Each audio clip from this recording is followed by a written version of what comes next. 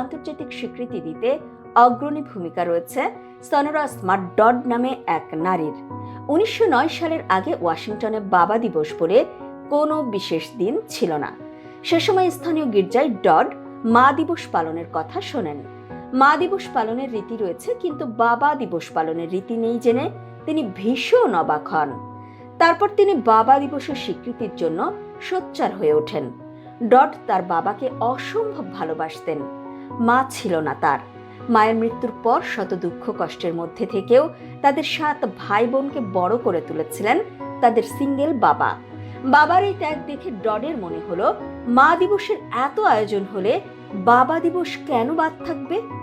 বাবাকে সম্মান জানানোর জন্যও একটা দিন থাকা দরকার। তারপর অনেক চেষ্টা করে দীর্ঘ 1 বছরের সাধনায় স্থানীয় কমিউনিটিগুলোতে বাবা দিবস পালন করতে পারেন ডড। 1910 সালের 19শে জুন বিশ্ব